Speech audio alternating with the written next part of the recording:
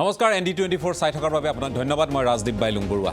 আজি যেহেতু 5 ৰাজ্যৰ এক্সিট পোল প্ৰকাশ পাইছে, বিভিন্ন এজেন্সিসমূহে প্ৰকাশ কৰিছে আৰু আমি আপোনালোকক এই মুহূৰ্তত জনাব খুজিছোঁ যে এক্সিট পোলত কোনটো এজেন্সিয়ে কোন দলক কিমান আসন দিছে। গতিকে এই সন্দৰ্ভত ইতিমধ্যে বিস্তৃতভাৱে আমি তথ্য আপোনালোকৰ সন্মুখলৈ লৈ আহিছোঁ। এই বিষয়টোৰ ওপৰত আমি আলোচনা কৰিব খুজিছোঁ, কাৰণ এই বিষয়টোক লৈ অনাগত সময়ৰ যি ৰাজনীতি, সেই ৰাজনীতি নিৰ্ণয় হ'ব, দিশ নিৰ্ণয় হ'ব। গতিকে সেই কথাখিনি আপোনালোকে উপলব্ধি কৰিছে। 2024লৈ বেছি সময় যিহেতু নাই, মাজৰ এই সময়খিনিত আমি বহু কথাই উমঘাম ল'বলৈ সক্ষম হ'ম বা হৈছোঁ। আজিৰ যি এক্সিট পোল, আমি 5খন ৰাজ্যৰ ভিতৰত ক'ব লাগিব: উত্তৰ প্ৰদেশ, উত্তৰাখণ্ড, গোৱা, পাঞ্জাৱ আৰু মণিপুৰ। আৰু ইতিমধ্যে কেইবাটাও এজেন্সিয়ে উত্তৰ প্ৰদেশত পুনৰ যোগী চৰকাৰ ঘূৰি অহাৰ ইংগিত দিছে। একেধৰণে পাঞ্জাৱত আপৰ চৰকাৰ গঠন হোৱাৰ ইংগিত দিছে। আৰু সমান্তৰালকৈ আপোনালোকক জনাব খুজিছোঁ যে আমাৰ চুবুৰীয়া ৰাজ্য মণিপুৰতো বিজেপিৰ নেতৃত্বত চৰকাৰ গঠন হ'ব বুলি কোৱা হৈছে। ইফালে আপোনালোকক আমি জনাব খুজিছোঁ যে উত্তৰাখণ্ডত কোনোবা এটা এজেন্সিয়ে যদি চৰকাৰ গঠন কৰাৰ দাবীদাৰ বুলি কংগ্ৰেছক উল্লেখ কৰিব খুজিছে, আন কোনোবাই আকৌ বিজেপিয়ে চৰকাৰ গঠন কৰিব বুলি তেওঁলোকে দাবী কৰিব খোজে। এই ধৰণৰ কথা বতৰাবোৰ চলি আছে। গোৱাটো সেই একে পৰ্যায়তে কথা বতৰাবোৰ চলি আছে। গতিকে ভিন্ন এজেন্সিৰ ভিন্ন তথ্য ইতিমধ্যে আহিছে।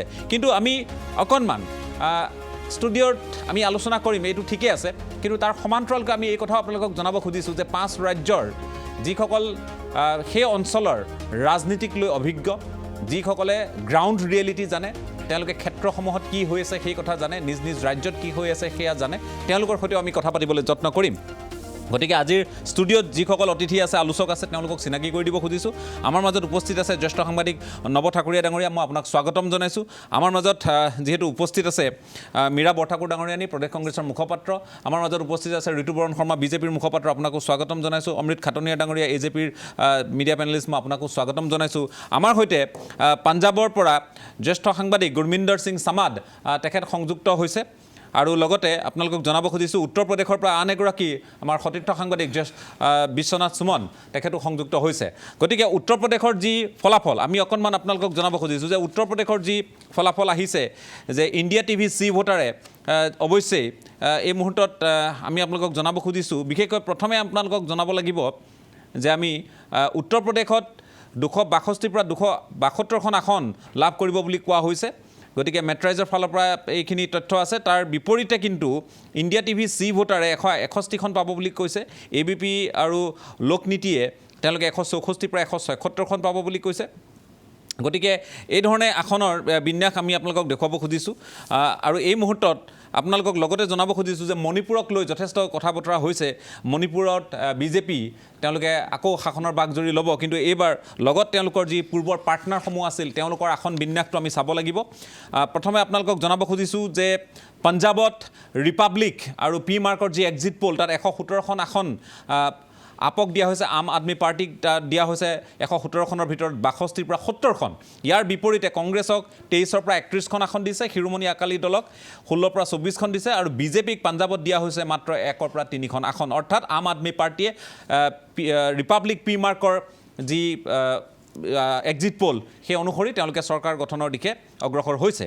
একেধৰণে আমি আপোনালোকক জনাব খুজিছোঁ যে উত্তৰাখণ্ডত 70খন আসনৰ ভিতৰত 32 পৰা 38খন আসন দিয়া হৈছে কংগ্ৰেছক, এয়া ABP চি ভোটাৰৰ, আৰু বিজেপিক দিছে 26 পৰা 32খন আসন। তাত লাগে যিহেতু 36খন আসন চৰকাৰ গঠনৰ বাবে। পাঞ্জাৱৰ কথা আকৌ কৈছোঁ যে পাঞ্জাৱত ABP চি ভোটাৰে দিছে 51 পৰা 61খন আসন, আম আদমি পাৰ্টিক দিছে, আৰু কংগ্ৰেছক 22 পৰা 28খন দিছে, বিজেপিক 7 পৰা 13খন আসন দিছে, অন্যান্যক 1 পৰা 5খন আসন দিছে। গতিকে এই ধৰণৰ আমি ফলাফলসমূহ দেখুৱাই থাকিম, স্ক্ৰীণত আপোনালোকে প্ৰত্যক্ষ কৰি থাকিব। মই সতীৰ্থসকলক আহ্বান জনাম যাতে তেওঁলোকে স্ক্ৰীণত আমাৰ তথ্যসমূহ আপডেট কৰি গৈ থাকে কেইবাটাও এজেন্সিৰ। আৰু এই মুহূৰ্তত আমি যিহেতু সংযুক্ত হ'ব খুজিছোঁ বিশ্বনাথ সুমন ডাঙৰীয়াৰ সৈতে।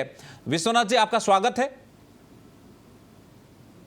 विश्वनाथ जी आपका स्वागत है।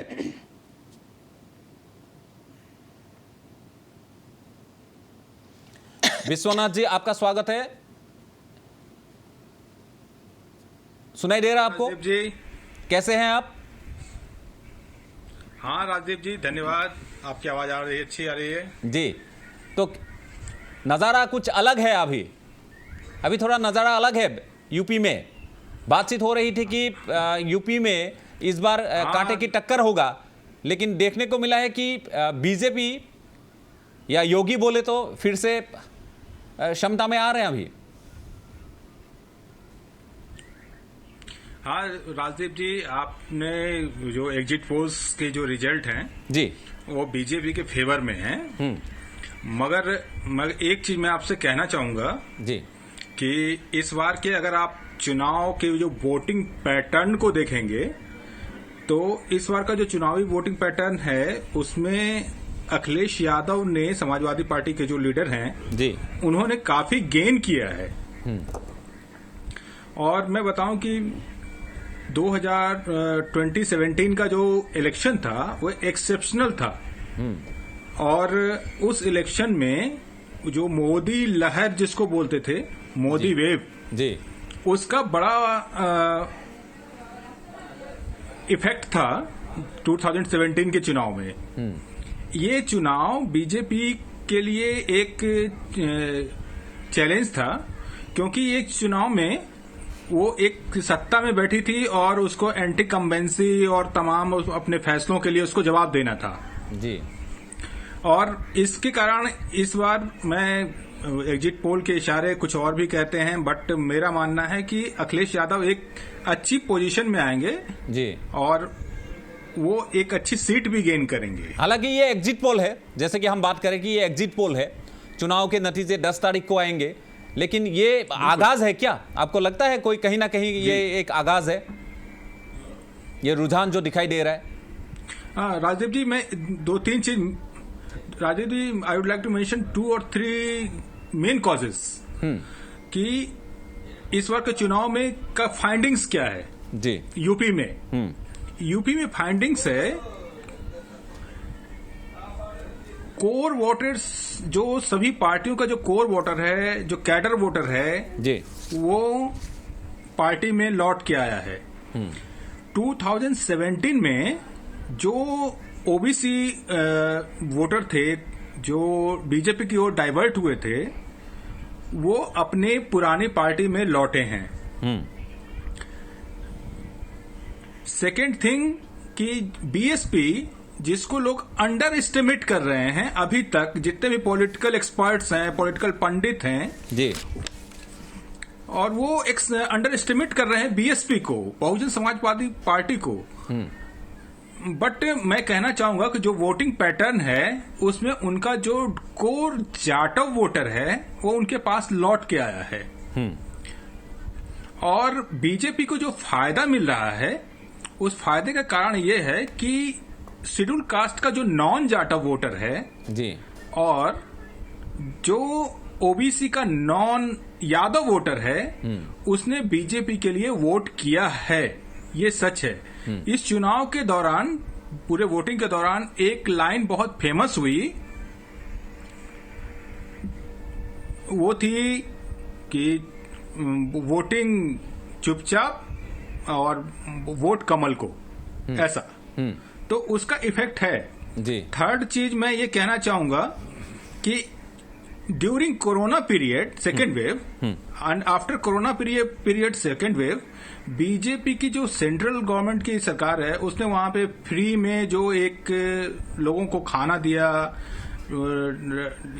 नियर अबाउट 1 ईयर फ्री में सबको राशन दिया। उसका इफेक्ट ये रहा कि जो नॉन जाटव शेड्यूल कास्ट और जो नॉन यादव ओबीसी वो बीजेपी के साथ बने रहे, ऐसा एक मान्यता है। अच्छा, लेकिन जो पहली चरण की मतदान थी, हो सकता है चुनाव में दिखेगा जी, जो पहली चरण की मतदान और दूसरी चरण की जो मतदान थी उसमें बीजेपी को बोला है कि पॉलिटिकल एक्सपर्ट्स ने कि काफी नुकसान हुआ था उस समय, उससे उभर के आए उसके बाद, मतलब रुझान तो वही संकेत देता है। नहीं, मैं बता रहा हूं ना, बिल्कुल सही संकेत देता है। जो first phase and second phase वो था western UP, and you know कि ये जो पूरा जो किसान मूवमेंट चला 1 ईयर तक, उसका इफेक्ट फर्स्ट फेज और सेकंड फेज में रहा है, बिल्कुल रहा है। और पिछले चुनाव में वहां पे तकरीबन 125 सीट्स में से बीजेपी के पास 90 के करीब सीटें थी। इस चुनाव में बीजेपी को उस रीजन में नुकसान होगा, ये सही है। ये इतना ये जो भी पॉलिटिकल एक्सपर्ट बोल रहे हैं वो सही बोल रहे हैं, क्योंकि जिस तरह से जो किसान एजिटेशन का जो रिफ्लेक्शन हुआ है वोटिंग में, वो सामने रिजल्ट में भी दिखेगा। अच्छा। और हम अगर बात करें बुंदेलखंड और बाकी सब इलाकों का, जैसे कि पूर्वांचल का, वहां पे क्या हो सकता है नतीजे? हालांकि सब रुके हुए हैं 10 तारीख तक। देखिए, बुंदेलखंड का जो इलाका है वो, हाँ देखिए राजदीप जी, जो बुंदेलखंड का जो इलाका है वो शेड्यूल कास्ट बेस्ड है और वहां पे पानी की समस्या है।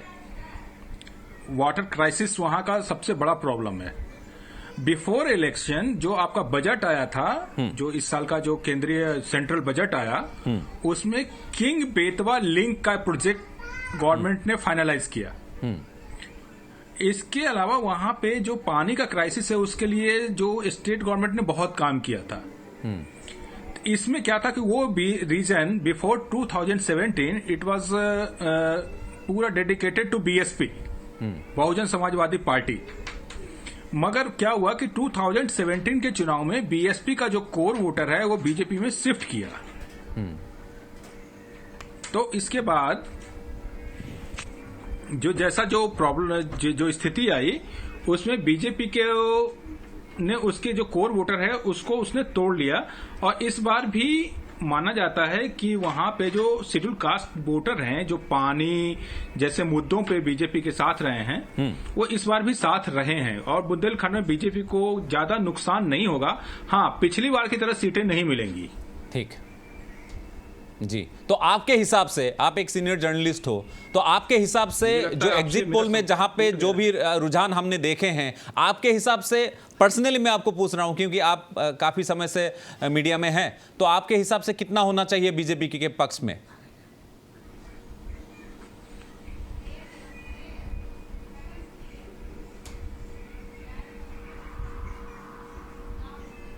विश्वनाथ जी,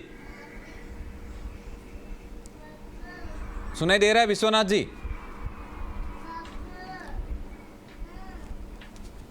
मैं সতীৰ্থসকলক অনুৰোধ জনাম যে বিশ্বনাথ সুমনৰ সৈতে পুনৰ সংযোগ স্থাপন কৰা হোক। তেখেতৰ সৈতে বোধহয় টেলিফোনিক সংযোগ আমাৰ ব্যাহত হৈছে। আমি তেখেতৰ সৈতে কথা পাতিম। আৰু এই মুহূৰ্তত আন এগৰাকী জ্যেষ্ঠ সাংবাদিক পাঞ্জাবৰ পৰা গুৰমিন্দৰ সিং সামান আমাৰ সৈতে সংযুক্ত হৈছে। गुरमिंदर जी, स्वागत है आपका। सुनाई दे रहा है आपको?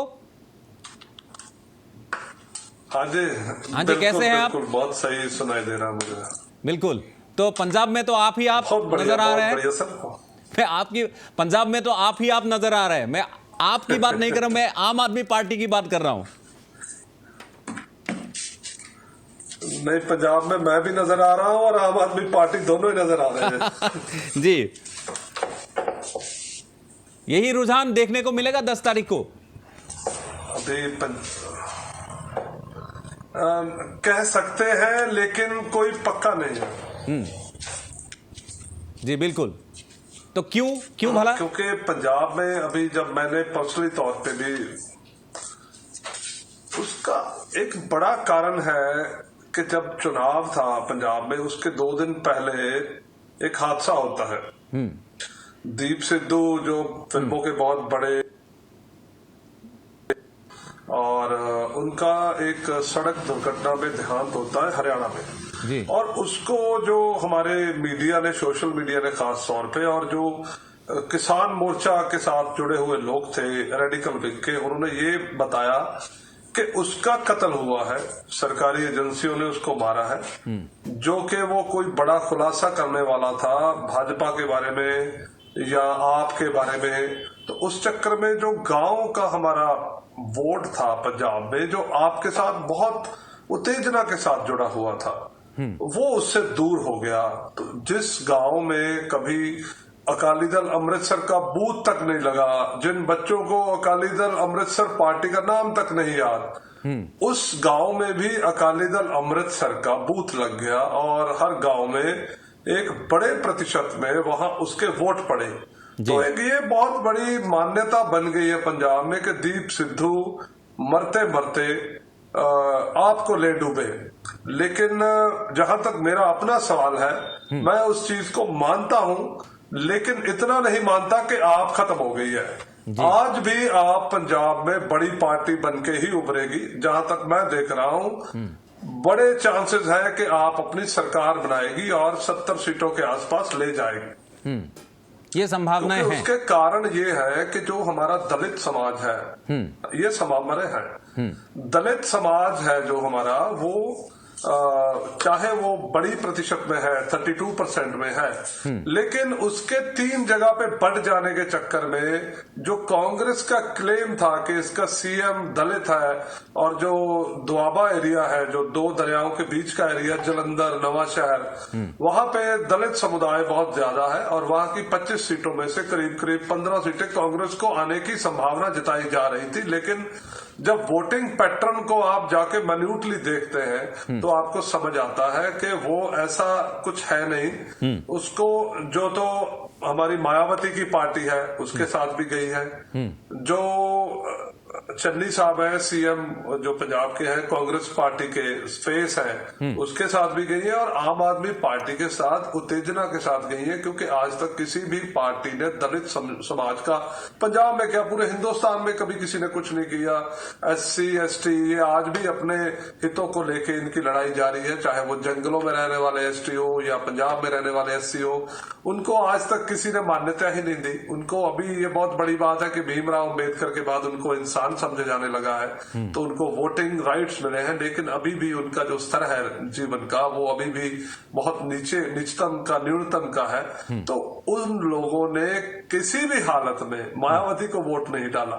उन लोगों ने बहुत कम हालत में कांग्रेस को वोट डाला है। क्योंकि मैं निजी तौर पे खुद उस इलाके को देख के आया हूँ, 3 दिन पहले ही लौटा हूँ, तो जिन लोगों से बात हुई है, चाहे वो दलित समाज है, तो वो लोग आम आदमी पार्टी को बहुत बड़े उत्साह के साथ देने के लिए खड़े हो रहे। तो इस बात को लेके मैं खुद हैरान हूं कि ये समाज अगर आम आदमी पार्टी के साथ जा रहा है तो फिर कांग्रेस के साथ कौन जा रहा है? जिसकी बात राहुल गांधी ने की थी कि अगर हमारा सीएम दलित होगा तो दलित समाज हमारे साथ आएगा, और हो सकता है कि जो बैकवर्ड क्लास है वो भी आ जाए। लेकिन अगर दलित समाज ही बट के चल रहा है तो कांग्रेस का तो मतलब फजीहत होनी लाजमी हो जाती है। क्योंकि कांग्रेस की जी আকৌ মই সংযোগ স্থাপন কৰিবলৈ অনুৰোধ জনাম তেখেতৰ সৈতে। বিশ্বনাথ সুমনো আমাৰ সৈতে আছে। মই এবাৰ ষ্টুডিঅ'লৈ আহিব খুজিছোঁ, বাকীসকলৰ কাষলৈ যাম, তাৰ লগতে উত্তৰাখণ্ডলৈ এবাৰ যাব খুজিম। মই এই মুহূৰ্তত এতিয়ালৈ অহা তথ্যসমূহ যদি সম্ভৱ হয় ফুল স্ক্ৰীণত দেখুৱাবলৈ অনুৰোধ জনাম। এতিয়ালৈ কি তথ্য আহিছে সেইখিনি দেখুৱাবলৈ অনুৰোধ জনাম, কাৰণ আমাৰ দৰ্শকসকলে অধীৰ আগ্ৰহেৰে আজিৰ এই যিসকলে ৰাজনৈতিকভাৱে সচেতন আৰু যিসকলে অনাগত সময়ছোৱাত ভাৰতৰ বা অসমৰ সামগ্ৰিকভাৱে উত্তৰ পূৰ্বাঞ্চল হওক, ভাৰতৰ হওক, সামগ্ৰিকভাৱে কি ধৰণৰ এটা ৰাজনৈতিক বাতাবৰণৰ মাজলৈ যাব সেই ধৰণৰ চিন্তা চৰ্চা কৰে, তেওঁলোকে নিশ্চয় আজিৰ দিনটোত অকণমান গুৰুত্ব সহকাৰে ল'ব। লগতে 10 তাৰিখৰ দিনটোতো তেওঁলোকে যথেষ্ট গুৰুত্ব দি অপেক্ষাৰত 10 তাৰিখৰ দিনটোলৈ। মই আহিব খুজিছোঁ এই গোটেই বিষয়টোত আমি খুব চমুকৈ আমি কথাবোৰ পাতিম, তাৰপিছত তেওঁলোকৰ কাষলৈ যাম। অতিথি কেইবাগৰাকীও বাহিৰৰ পৰা থাকিব। সুনীত কুমাৰ গোস্বামী আমাৰ সৈতে সংযুক্ত হৈছে নতুন দিল্লীৰ পৰা, তেখেতৰ সৈতেও আমি কথা পাতিবলৈ চেষ্টা কৰিম। PIBৰ তেখেত যিহেতু কনচাল্টিং এডিটৰ। সুনীত, মই আপোনাক স্বাগতম জনাইছোঁ। মই আপোনাৰ কাষলৈ আহিম। মই আহিব খুজিছোঁ ঋতুবৰণ শৰ্মা, আপোনালোকৰ ভবামতে পথবোৰ মসৃণ হ'বনে? উত্তৰ প্ৰদেশক লৈ আপোনালোক যথেষ্ট আশাবাদী, আৰু উত্তৰ প্ৰদেশেই গোটেই দেশৰ ৰাজনীতি নিৰ্ণয় কৰে বুলি কোৱা হয়। গতিকে উত্তৰ প্ৰদেশত এতিয়ালৈ এক্সিট পলে আপোনালোকক এটা ভাল অৱস্থানত ৰাখিছে। হয় ৰাজদীপ, আপুনি আৰম্ভণিতে যিখিনি বিশ্লেষণ কৰিলে, দুগৰাকী অতিথিয়েও নিজ নিজ ঠাইৰ পৰা তেখেতসকলৰ এই গোটেই নিৰ্বাচন গোটেই প্ৰক্ৰিয়াটো আৰু একদম শেষত মানে আজি এক্সিট পোলৰলৈকে তেখেতসকলে বিশ্লেষণ নিজৰ দৃষ্টিভংগীৰে কৰিছে। মই ইয়াত দুটা কথা উল্লেখ কৰিব বিচাৰিছোঁ যিটো আমাৰ কাৰণে প্ৰাসংগিক। এটা বস্তু চাব ৰাজদীপ, যে আপুনি মানে উচিতভাৱেই কৈছে যে উত্তৰ প্ৰদেশৰ ৰাজনীতিয়ে গোটেই দেশৰ ৰাজনীতিৰ দিশ আৰু দশা মানে নিশ্চিত কৰে। আৰু এইবাৰ নিৰ্বাচনত বিশেষকৈ যোৱা উত্তৰ প্ৰদেশৰ নিৰ্বাচন আৰু ইয়াৰ ঠিক আগত হৈ যোৱা প্ৰায় 2 বছৰ হ'ব হ'ল আমাৰ লোকসভা নিৰ্বাচনৰ পিছত এই সময়ছোৱাত ভাৰতবৰ্ষৰ ৰাজনীতিত এনে বহু ঘটনা পৰিঘটনা আমি সাক্ষী হৈ ৰ'লোঁ। আৰু সেই ঘটনা পৰিঘটনাবিলাকক মানে সমল কৰি লৈ বিৰোধী পক্ষে যি ধৰণেৰে ভাৰতীয় জনতা পাৰ্টিক মানে একেবাৰে মষিমূৰ কৰাৰ তেওঁলোকে মানে মই নিকৃষ্ট শব্দটো ইউজ কৰিব বিচৰা নাই, কিন্তু যিকোনো পৰ্যায়লৈ গৈ তেখেতসকলে বিচাৰিছিল ভাৰতীয় জনতা পাৰ্টি মানে ৰাইজৰ মনৰ পৰা আঁতৰি যাওক, সেইকাৰণে আৰু ৰাইজৰ মনৰ পৰা আঁতৰি যাওক মানে নিৰ্বাচনত পৰাজিত হওক। আৰু সকলোৰে দৃষ্টিভংগী নিবন্ধ হৈ আছিল এই নিৰ্বাচনত উত্তৰ প্ৰদেশৰ ওপৰত। আৰু মই এতিয়া একেবাৰে আগৰ পৰা যদি কওঁ, যদিও আমাৰ প্ৰথমটো কাৰ্যকালত সেই সিদ্ধান্তবিলাক হৈছিল, কিন্তু পৰৱৰ্তী সময়তো সিদ্ধান্তবিলাকক বিশেষকৈ আমাৰ প্ৰধান বিৰোধী দল কংগ্ৰেছে যি ধৰণেৰে কেৱল এটা নেতিবাচক দৃষ্টিভংগী সন্মুখত ৰাখি দেশৰ স্বাৰ্থৰ কথা নাভাবি তেখেতসকলে এই কথাবিলাক আগুৱাই নিছিল। মই কেৱল উদাহৰণ কাৰণে চমুকৈ কৈছোঁ, গম পাইছোঁ, মানে ডিমনিটাইজেশ্যনৰ কথা হওক, GSTৰ কথা হওক, ঠিক তেনেকৈ তাৰ ওপৰত ভোটৰ ওপৰত দানা পৰা দি আমাৰ ক'ভিডৰ সময়ত যি ধৰণেৰে এটা দূৰদৰ্শিতাৰ পৰিচয় দি দেশৰ প্ৰধানমন্ত্ৰী নৰেন্দ্ৰ মোদী ডাঙৰীয়াই গোটেই ক'ভিড ব্যৱস্থাপনাৰ মাধ্যমেদি এই গোটেই দেশখনক এই সংকট কালৰ পৰা মানে এটা পৰ্যায়লৈ উদ্ধাৰ কৰি আনিলে। আজি গোটেই বিশ্বই যি ত্ৰাহিমদিশোধন দেখাৰ এই অৱস্থাত ভাৰতবৰ্ষৰ যথেষ্ট সবলভাৱে আমি ক'ভিডক মোকাবিলা কৰিছোঁ বুলি কোৱাৰ স্থলাচল আৰু বিশ্বই প্ৰশংসাও কৰিছে আমাৰ নেতৃত্বক আৰু ভাৰতবাসীক। নেতৃত্ব কেৱল নেতৃত্ব ক'লে ভুল কোৱা হ'ব, নেতৃত্ব আৰু আহ্বানৰ প্ৰতি সঁহাৰি দিছে ভাৰতবাসী ৰাইজেও। দ্বিতীয়তে এই সময়ছোৱাত এনে বহু আৰু অন্যান্য ঘটনাৰ সাক্ষী হৈ ৰ'লোঁ, বিশেষকৈ কৃষক আন্দোলনক গইনা লৈ কি ধৰণৰ ৰাজনীতি হ'ল আমি সকলোৱে জানো, সেইবোৰ বিশ্লেষণ কৰিলে বৰ দীঘলীয়া হ'ব। তাৰ মাজতে আইনী প্ৰক্ৰিয়াৰে হওক কিন্তু ৰাজনৈতিক ঘটনা আছিল, সেইবোৰ হ'ল 3 তালাক আহিল, ৰাম মন্দিৰ নিৰ্মাণৰ সপক্ষে ৰায়দান আহিল, আৰু চিটিজেনশ্বিপ এমেণ্ডমেণ্ট বিল আমাৰ ৰাজ্যসভা লোকসভাত গৃহীত হ'ল। এই গোটেইবিলাক পৰিঘটনাৰ পৰিপ্ৰেক্ষিতত বিৰোধী পক্ষে বিচাৰিছিল যে এই সুযোগতে বিজেপিক মহিমূৰ কৰা যাওক। কিন্তু এই নিৰ্বাচনে, বিশেষকৈ উত্তৰ প্ৰদেশৰ নিৰ্বাচনে যিটো ফলাফল আজি এক্সিট পলে দেখুৱাইছে, আমি সম্পূৰ্ণ একমত। কিন্তু মোৰ দৃষ্টিত আমি যোৱাবাৰ যিটো আমাৰ আছিলে 300 ওপৰৰ যিটো আমি সংখ্যা পাবলৈ সক্ষম হৈছিলোঁ, এইবাৰ আমি তাৰ ওচৰে পাজৰে থাকিবলৈ সক্ষম হ'ম। আৰু দ্বিতীয় কথাটো হ'ল, আমি এই 5টা ৰাজ্যৰ 4টা ৰাজ্যত কিন্তু আমাৰ চৰকাৰ আছিল, এটা ৰাজ্যত আছিল কংগ্ৰেছৰ চৰকাৰ। আমি 4টা ৰাজ্যতে আমাৰ চৰকাৰ ৰিটেইন কৰিবলৈ, অৰ্থাৎ পুনৰ চৰকাৰ ঘূৰাই ৰাখিবলৈ বা স্থাপিত কৰিবলৈ আমি সক্ষম হ'ম। কিন্তু কংগ্ৰেছৰ বাবে সেইটো সম্ভৱ হৈ নুঠিল, কাৰণ আপোনালোকক সহায় নকৰিলে। মই নৱ ঠাকুৰীয়া, একেবাৰে সংক্ষিপ্তভাৱে কথাখিনি আমি জানিবলৈ প্ৰয়াস কৰিম বা জনাবলৈ প্ৰয়াস কৰিম। আপোনাৰ দৃষ্টিত এই এক্সিট পল মই ভাবোঁ ঠিকেই, মানে মোটামুটি অনুমান সাপেক্ষে কথাখিনি হৈছে। আৰু শৰ্মা ডাঙৰে যিটো কথা কৈছে, বিজেপি আশা কৰিছে উত্তৰ প্ৰদেশ জিকক, যোগীৰ আশা, মোদী যোগী কম্বাইন এটা মানে ডাবল ইঞ্জিনৰ চৰকাৰ এখন হ'ব বুলি ভাবিছে। আৰু গতিকে এটা নতুন ৰাজনৈতিক এটা দিশ হয়তো ভাৰতবৰ্ষত নিৰ্ণয় হ'ব 2024 পিছত কোন হ'ব প্ৰধানমন্ত্ৰী। গতিকে এইটো শৰ্মা ডাঙৰে ক'বলৈ অসুবিধা হ'ব পাৰে, কিন্তু মোটামুটি ভাৰতবৰ্ষৰ মানুহে গম পায় যে যোগী যদি ভালকৈ জিকে, মেণ্ডেটটো যদি খুব ভাল হয়, তেতিয়া ডেফিনেটলি যোগী হ'ব নেক্সট প্ৰাইম মিনিষ্টাৰ। তাৰ ভাল হয় বেয়া হয় এইটো বেলেগ কথা। তো সেইফালৰ পৰা সকলোৱে চেষ্টা কৰিছে। আৰু যিটো আপোনালোকৰ কৰেছপণ্ডেণ্টে কৈছে যে অখিলেশ যাদৱে কিন্তু এবাৰ ফাইট দিছে, এইটো হয়, অখিলেশ বেষ্ট ফাইট দিছে। আৰু প্ৰধানমন্ত্ৰীয়ে বাৰম্বাৰ ভ্ৰমণ কৰিব লগা হৈছে, বা তাত যাব লগা আছে, আৰু বেছ কিছু ৰেলী কৰিব লগা আছে। আৰু খালি শেষৰ ফালে ৰাছিয়া ইউক্ৰেইনৰ যুদ্ধখনে অলপ মানে এইটো তল পৰিলে, মিডিয়াত আলোচনা তল পৰিলে। কিন্তু তেখেতে যিটো কথা কৈছে যে কেইটামান ফেজত বিজেপি হয়তো লোকচান হ'ব পাৰে, কিন্তু 250 বা 275 এইটো হয়তো বিজেপি থাকিব পাৰে। যদি থাকে তেতিয়াহ'লে আমি নিঃসন্দেহে আশা কৰিম যে ভাৰতৰ পৰৱৰ্তী যি ৰাজনীতিৰ দিশ উত্তৰ প্ৰদেশৰ পৰা নিশ্চয় আৰম্ভ হ'ব। ঠিক আছে, মই আপোনালোক দুগৰাকীৰ কাষলৈ আহিম, কিন্তু শোণিত কুমাৰ গোস্বামী আমাৰ সৈতে সংযুক্ত হৈছে। শোণিত, খুব চমুকৈ মই আপোনাৰ পৰা প্ৰথমতে জানি ল'ব খুজিছোঁ যে এই যিটো আমি উত্তৰ প্ৰদেশৰ পৰা আৰম্ভ কৰি, গোৱাৰ পৰা আৰম্ভ কৰি এই 5খন যি ৰাজ্য, এই 5খন ৰাজ্যৰ যিটো সম্ভাৱ্য এটা আমি ধাৰণা আজি লাভ কৰিবলৈ সক্ষম হৈছোঁ এক্সিট পলৰ জৰিয়তে। 2017 ওলোটাও হৈছে, এক্সিট পলে ঘোষণা কৰিছে কিবা, পাঞ্জাৱত হৈছেগৈ কিবা, সেয়া আমি সকলোৱে জানো। কিন্তু এইবাৰ কথাবোৰ আমি কিমান চিৰিয়াছলি ল'ব পাৰোঁ আপোনাৰ অনুমানত? সুনীত। হয় ৰাজীৱ, সকলোকে মই নমস্কাৰ জনাইছোঁ। আপুনি ঠিকেই কৈছে যে এক্সিট পলৰ ঘোষণা আৰু সঠিক যি ঘোষণা, সেই ঘোষণা কি হয় তাৰ মাজত কেতিয়াবা তফাৎ থাকে। কিন্তু 10 মাৰ্চ তাৰিখে কি হ'ব সেই সম্পৰ্কে সেইদিনাহে গম পোৱা যাব। কিন্তু আজিৰ এক্সিট পলৰ যি ঘোষণা, সেইমতে ইতিমধ্যে আলোচনা হৈছেই যে বিজেপিয়ে প্ৰায়ভাগ ৰাজ্যতে তেওঁলোকে পুনৰবাৰ শাসন ল'বলৈ সক্ষম হ'ব বুলি ইতিমধ্যে অনুমান কৰা হৈছে। কিন্তু এই ক্ষেত্ৰত আমি আম আদমী পাৰ্টীৰ যি চমকপ্ৰদ সফলতা, সেই সফলতা দেখিবলৈ পাইছোঁ। উত্তৰ প্ৰদেশৰ যদি কথা আমি আলোচনা কৰিবলৈ যাওঁ, তেন্তে দেখিম যে প্ৰথম পৰ্যায় আৰু দ্বিতীয় পৰ্যায়ত শাসনাধিষ্ঠ ভাৰতীয় জনতা পাৰ্টীৰ বাবে কিছু কষ্টকৰ আছিল, কিয়নো কৃষক আন্দোলনৰ যি পশ্চিম ইউপিৰ ক্ষেত্ৰত এয়া বিশেষভাৱে প্ৰভাৱ পৰিছিল। আৰু বিশেষত কৃষক সংগঠন যিসমূহ আছে, সেই সংগঠনসমূহে আপোনালোকে সকলোৱে জানে, প্ৰায় এবছৰ কাল দিল্লীৰ সীমান্তত তেওঁলোকে ধৰ্ণা দি আছিল কৃষক আইনৰ বিৰুদ্ধে সেয়া পাছত নৰেন্দ্ৰ মোদীয়ে এক মাষ্টাৰ ষ্ট্ৰোক প্ৰধানমন্ত্ৰীয়ে মাষ্টাৰ ষ্ট্ৰোকৰ জৰিয়তে সকলোকে সন্মান কৰিছিল নিৰ্বাচনৰ আগে আগে গতিকে তেনেধৰণৰ বহু ধৰণৰ কথা আছে কিন্তু প্ৰথম আৰু দ্বিতীয় পৰ্যায়ত পশ্চিম ইউপিত যিহেতু কৃষক সংগঠনৰ যথেষ্ট প্ৰভাৱ আছে আৰু ৰাষ্ট্ৰীয় লোকদল জয়ন্ত চৌধুৰীৰ তাত যথেষ্টখিনি প্ৰভাৱ আছে তেওঁলোকে অখিলেশ যাদৱৰ সৈতে থকাৰ সিদ্ধান্ত গ্ৰহণ কৰিছিল সেইবাবে এই সমগ্ৰ নিৰ্বাচনটোত অখিলেশ যাদৱ এগৰাকী প্ৰত্যাহ্বান যে সমাজবাদী পাৰ্টীয়ে তীব্ৰ প্ৰত্যাহ্বানৰ দিব পাৰিছে তেওঁলোকে বিজেপি দলটোক গতিকে কিন্তু পাছলৈ আমি দেখিবলৈ পাইছোঁ বিভিন্ন কথা মোদী ঢৌ এতিয়াও আছে আৰু মোদীয়ে যি ধৰণে এটাৰ পাছত আনটো জনপ্ৰিয় পদক্ষেপ গ্ৰহণ কৰি আছে বিশেষতঃ অযোধ্যাৰ ৰাম মন্দিৰ আৰু মই ভাবোঁ যে কাশী বিশ্বনাথৰ যি কৰিডৰ তেওঁ স্থাপন কৰিছে অলপতে তাৰ উদ্ঘাটন কৰা হৈছে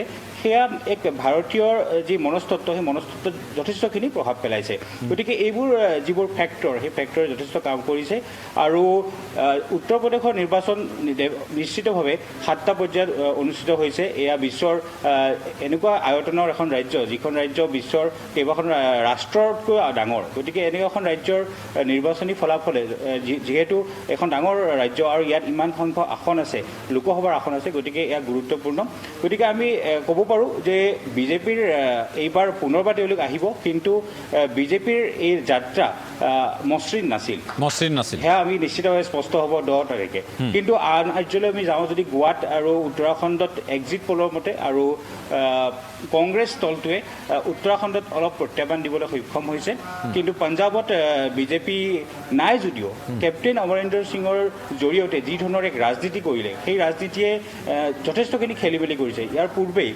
আপোনাৰ বন্ধু আৰু মই আগৰ বক্তাগৰাকীয়ে পঞ্জাৱৰ পৰা কৈছে যে খেলি মেলি এটা হ'ব পাৰে 10 মাৰ্চ তাৰিখে গতিকে সেই সম্পৰ্কত আম আদমি পাৰ্টি যদিও এক্সিট পলৰ মতে পূৰ্ণ তেওঁলোকে সমৰ্থন পাইছে আৰু তেওঁলোকে আসন পাব কিন্তু তাৰ মাজতো এটা খেলি মেলি সৃষ্টি কৰিব পাৰে কিয়নো কেপ্টেইন অমৰেন্দ্ৰ সিং যি কংগ্ৰেছ দলত আছিল তেওঁ তাৰ পৰা আঁতৰি আহিছে তেওঁ ভোটৰ কটাকটি কৰাত এক প্ৰকাৰে সক্ষম হৈছে ঠিক আছে মই আকৌ আপোনাৰ কাষলৈ বিজেপিৰ যি ফলাফল হয় মই আকৌ আহি আছোঁ আপোনাৰ কাষলৈ মই যিহেতু উত্তৰাখণ্ডৰ কথা আপুনি ক'লে উত্তৰাখণ্ডৰ পৰা আমাৰ সৈতে যিহেতু এই মুহূৰ্তত সংযুক্ত হৈছে এগৰাকী জ্যেষ্ঠ সাংবাদিক সুনীল পাণ্ডে মই আপোনাৰ কাষলৈ আহিছোঁ पांडे जी आपका स्वागत है उत्तराखंड में क्या होगा एग्जिट पोल में जो दिखाई दे रहे हैं कांटे की टक्कर है आपके हिसाब से क्या है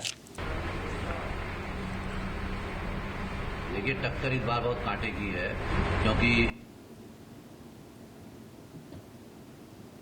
जी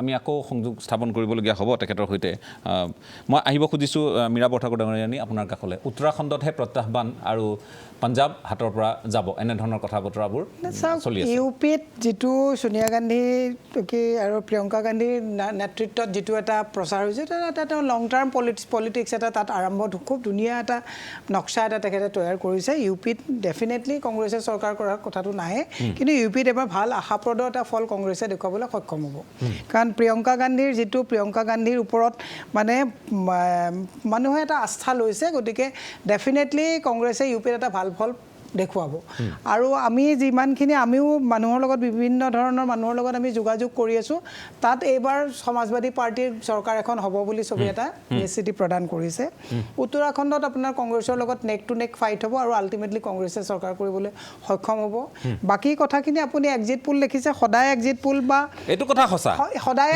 একে নহয়গে একে সদায় নহয় গতিকে এটা কথা আমি আশা ৰাখিছোঁ যে যিয়ে হওক মানে ইউপিত বিজেপিয়ে কিন্তু এঘৰি যুঁজিবলগীয়া হৈছে ইমান ভাল কাম কৰিছে বুলি দাবী কৰাৰ পাছত একেবাৰে ৰাজধানী দিল্লীৰ লগতে লাগি থকা একদম এৰিয়েল ডিষ্টেন্সতে লাগি থকা ষ্টেটখনত প্ৰধানমন্ত্ৰীয়ে কিন্তু পানী খাবলগীয়া অৱস্থা হৈছে গৃহমন্ত্ৰী প্ৰধানমন্ত্ৰী আপোনাৰ আপোনাৰ মুখ্যমন্ত্ৰী গোটেইসকলে মানে এঘৰি পানী মানে যুঁজিবলগীয়া হৈছে ইয়ে এটাৰ কথা প্ৰমাণ কৰে তেওঁলোকে ভাল কাম কিমান কৰিছিলে তাৰ উত্তৰটো 10 তাৰিখে আপোনালোকে পাবই ঠিক আছে আজি যদি অখিলেশ যাদৱে তাত যদি চৰকাৰ গঠন কৰিব পৰাকে নেক টু নেক কণ্টেষ্টত যদি আহি যায় তাৰ মানে বুজিব লাগিব যে বিজেপি চৰকাৰে যে কিমান হাৱাত কাম কৰি আছিলে সেইটো 10 তাৰিখে ওলাই যাব গতিকে আমি ইয়াত বহি বেছি কথা কোৱাতকে আমি এটা আশা কৰিছোঁ যে 10 তাৰিখে তাত কিন্তু বিজেপি চৰকাৰৰ পতন হ'ব ঠিক আছে আমাৰ সৈতে যিহেতু বিশ্বনাথ সুমনো আছে, মই আকৌ তেখেতৰ কাষলৈ যাম, কিন্তু খুব কম সময়ৰ কাৰণে মই আকৌ এবাৰ আহিব খুজিছোঁ। আজি অতিথিসকলক অকণমান আমি সুযোগ দিব খুজিছোঁ। এই কথাটো আপোনালোকে বুজি পাইছে, কাৰণ তেওঁলোকে নিজেই তাত থাকে, তেওঁলোকে ৰাজনীতিৰ সৈতে তেওঁলোকে সম্পূৰ্ণ তেওঁলোক অভিজ্ঞ, কি ধৰণৰ ৰাজনীতি চলি আছে খুব সুন্দৰভাৱে বখান দিছে কথাখিনি। মই আহিব খুজিছোঁ, গ্ৰাউণ্ড জিৰ'ৰ পৰা কথাখিনি কৈছে। মই খাটনীয়া ডাঙৰীয়া আপোনাৰ কাষলৈ আহিছোঁ যে এই এক্সিট পল হয় সম্পূৰ্ণ মান্যতা আপুনি দিব নোৱাৰে, আমি দিয়াটো উচিতো নহয়। আৰু বিহাৰৰ ক্ষেত্ৰত আমি কায়াপলট হৈ যোৱা দেখিছোঁ, ছবি ওলোটা হৈ যোৱা। 2017 পাঞ্জাৱতো সেই একেই কথা। গতিকে আপোনাৰ কাষলৈ আহিছোঁ। এতিয়া হৈছে কি প্ৰধানতঃ এতিয়া কথা দিছে, গোটেই কথা ইউ পি ফ'কাছত আছে। আজিৰ দিনটো ইউ পি ফ'কাছত। ইউ পিত যোৱাবাৰ 2017 চনত বিজেপি চৰকাৰে সেইটো মোদীয়ে থাকোঁতে পাইছিলে এৰাউণ্ড 39.67% ভোট। সেইটো সময়ত এছ পি কিন্তু ভোট কমিছিলে, ভোট কমি আহি পেলাই পাইছিলে এৰাউণ্ড 21.82%। দেৰ ইজ এ বিগ গেপ।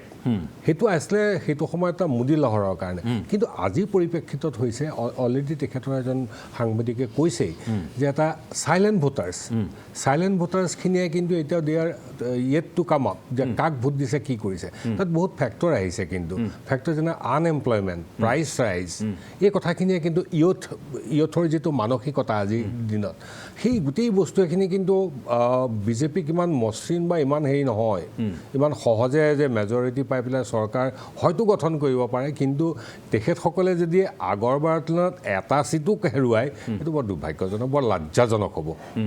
কিন্তু এইবাৰ দেখা গৈছে যে বিজেপিয়ে যোৱাবাৰ মৰেল ডিফিট হ'ব, মৰেল ডিফিট এটা যদিও কম পায়, কাৰণ ইমান ভাল কাম কৰিছোঁ, অমুক কৰিছোঁ, তো ইমান প্ৰচাৰ কৰিছে, ইমান প্ৰচাৰৰ পিছত যদি এটা চিটো কমে, সেইটো বৰ এটা মৰেল ডিফিট মানি ল'বলৈ বাধ্য হ'ব লাগিব। ঠিক আছে, মই আকৌ আহিম আপোনাৰ কাষত। আমি পাই আছোঁ নেকি পাণ্ডে ডাঙৰীয়াক? पांडे डांगरिया पायासु पांडे जी आपसे फिर बात करना चाहेंगे कि जो उत्तराखंड के बारे में हम बात कर रहे थे कि कांटे की टक्कर होने वाला है, जो आपने भी उसका आगाज़ दिया है, और हमने देखा है कि जो एग्जिट पोल है उसमें भी उसी तरफ से एक संकेत दिया जा रहा है। तो आपके हिसाब से, एक सीनियर जर्नलिस्ट आप हैं वहाँ के, तो आपके हिसाब से क्या होने वाला है? देखिए कि जो आम आदमी पार्टी आई है जी, उसने जो वोट काटे हैं 16% के लगभग उसको वोट पड़ने जा रहे हैं, जो पता लग रहा है जी, तो उससे नुकसान कांग्रेस को भी हुआ, बीजेपी को हुआ। तो उसके कारण जो लड़ाई है वो बहुत टफ हो गई है। बीजेपी ने जो था, जो ये चर्चा थी कि आम आदमी पार्टी जो उतारी है वो बीजेपी ने उतारी है ताकि वो वोट कांग्रेस के काटे, परंतु वो नुकसान बीजेपी को ज़्यादा पिला रही है, कांग्रेस को नुकसान कम पहुंचा रही है जी। तो इसलिए टक्कर जो है कांटे की हो गई है। जो टक्कर बिल्कुल सीधी सीधी होनी चाहिए थी, वो टक्कर तो बिल्कुल सीधी है, परंतु लड़ाई बिल्कुल कांटे की है। और जो रुझान लोगों का दिखाई दे रहा है वो राज्य सरकार के प्रति बहुत रुझान जबरदस्त है, क्योंकि इन्होंने एक साल में इन्होंने तीन मुख्यमंत्री बदल दिए और 6 महीने में इन्होंने 2 मुख्यमंत्री बदल दिए। तो जो राज्य में राजनीतिक अस्थिरता कायम हुई, उसके प्रति लोगों में भाजपा को लेकर बहुत आक्रोश होता है। उधर एक देखने में आया कि जो इसका एडवांटेज कांग्रेस ले पाएगा, इसका एडवांटेज कांग्रेस ले पाएगा? नहीं, कांग्रेस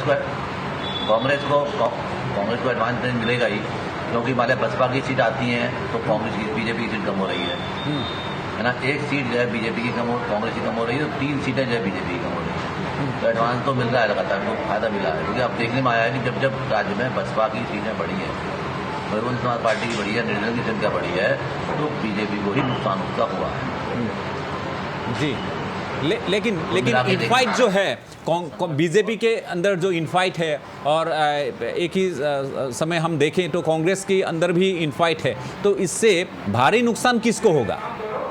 दोनों पार्टी में इनफाइट की वजह से भारी नुकसान किसको होगा? दोनों दलों में है, परंतु बीजेपी के जो बागी हैं वो ज़्यादा हैं, कांग्रेस के उसके मुकाबले कम है। और नुकसान तो दोनों पार्टियों को हो रहा है। बागी होते जो उनमें नाराजगी है, जो बाकी उम्मीदवार खड़े हुए हैं जी, तो परंतु जो दिखाई दे रहा है कि भाजपा को ज़्यादा नुकसान हो रहा है। तो डबल नुकसान इसलिए हो रहा है, एक तो लोगों में आक्रोश भाजपा के प्रति, और दूसरा पार्टी का आक्रोश हो गया, जनता में आक्रोश हो गया। सत्ता में इतने साल रहे, पहले थी त्रिवेंद्र सिंह रावत मुख्यमंत्री पद से हटाया गया, 4 साल आरोप लगाए कोई काम नहीं कर रहे थे। उसके बाद इन्होंने मुख्यमंत्री बदलने बहुत देर कर दी, फिर तीरथ सिंह रावत को लेके आए, उनके जो जोकरपूर्ण बयान थे, जो उनका व्यक्तित्व का जोकरपूर्ण वस्तु कर दिया था। धामी आए, धामी ने थोड़ा बहुत उसको भरपाई करने की कोशिश तो करी, परंतु उन्हें समय कम मिला है। यदि उनको पहले बनाए थे वो रावत को हटाकर जी, तो तब थोड़ा वो कवर कर सकते थे, परंतु यूपी में जिस तरह लगातार जैसे त्रिवेंद्र रावत ने बहुत बड़ी गड़बड़ कर दी हर बार आकर यदि आप 60 सीटें लाएगी बीजेपी तो मदन कौशिक जो प्लेन के हैं वो मुख्यमंत्री बन जाएंगे। तो उसके पहाड़ के लोगों में उससे आक्रोश हुआ कि जय भाजपा जाए मदन कौशिक को मुख्यमंत्री बना दे, पहाड़ी राज्य तो एक गैर पहाड़ी को मुख्यमंत्री बना दे। तो जो सब चीजें इस तरह जो सारे फैक्टर इकट्ठे हुए हैं उन फैक्टरों से दिखाई दे रहा है कि भाजपा को ज्यादा नुकसान है। ठीक है, कांग्रेस के। तो आपके मुताबिक जो एग्जिट पोल है, जो जहां पे ये संकेत दिया गया है कि एग्जिट पोल में कांटे की टक्कर होगा कांग्रेस और बीजेपी, और शायद इसी का नतीजा हमको 10 तारीख को देखने के लिए मिलेगा। जी নহওক, আমি आपका बहुत बहुत शुक्रिया ये समय देने के लिए। पांडे जी আছিল সেয়া সুনীল পাণ্ডে, জ্যেষ্ঠ সাংবাদিক, আৰু উত্তৰাখণ্ডৰ পৰা তেখেতে কৈছে যে আটাইতকৈ বেছি লোকচান যদিহে কয় যে দলৰ ভিতৰৰ যি কলহ, আভ্যন্তৰীণ যি তেওঁলোকৰ দ্বন্দ্ব, এই দ্বন্দ্বৰ বাবে বিজেপিৰ আটাইতকৈ বেছি লোকচান হ'ব। আৰু কংগ্ৰেছতো আছে একেধৰণৰ পৰিৱেশ, কিন্তু কংগ্ৰেছতো আমি উল্লেখ কৰিব লাগিব যে কংগ্ৰেছৰ বিজেপিৰ তুলনাত কম লোকচান হ'ব তেখেতৰ মতে। গতিকে যদি আমি কওঁ যে ভিন্ন ভিন্ন এজেঞ্চিয়ে ভিন্ন ভিন্ন ধৰণে ইয়াত আজিৰ তাৰিখত তেওঁলোকৰ নিজৰ সমীক্ষাসমূহ প্ৰকাশ কৰিছে, এয়া সমীক্ষা, এয়া এটা সমীক্ষা। আমি এই কথাখিনি মনত ৰাখিব লাগিব, এয়া ফলাফল নহয়। ফলাফল আমি 10 তাৰিখে পুৱাৰ পৰা আমি বহিম, 7 বজাৰ পৰা বহিম, আপোনালোকক দেখুৱাম। কিন্তু তাৰ এটা আভাস আমি পাইছোঁ নেকি? বহুতে কৈছে হয় এয়াই আভাস, এইটোৱেই হৈছে গতি, এই গতিয়েই আমি 10 তাৰিখে আমি প্ৰতিফলিত হোৱা দেখিম, এই কথাখিনি কৈছে। মই আকৌ অকণমান সময়ৰ কাৰণে যদি সম্ভৱ হয় গুৰমিন্দৰ সিং ডাঙৰীয়া আমাৰ সৈতে আকৌ সংযুক্ত হৈছে। গুৰমিন্দৰ जी, आप ये बताएं कि जैसे कि आपने बोला कि आपकी सरकार हो सकती है वहाँ पे, आपके मुताबिक आपकी सरकार हो सकती है, लेकिन दीप सिद्धू का जो हाल ही में उनका मौत हुआ, जिसको मर्डर इसको मर्डर के रूप देने की कोशिश जारी है, तो आपके मुताबिक ऐसा हो गया कि वहाँ पे ये भी काम अगर होगा तो आपको ले डूबेगा, जैसे कि आपने बोला, और साथ ही में आपने ये भी बोला कि आपकी ही सरकार होने की संभावनाएं बहुत ज़्यादा हैं। तो ये इक्वेशन क्या है, थोड़ा समझाएंगे? जो पंजाब का वोटिंग पैटर्न है, जैसे हमारा नेशनल वोटिंग पैटर्न जो होता है कि जब भी वोट एवरेज से ज्यादा होती है वो एंटी इनकम्बेंसी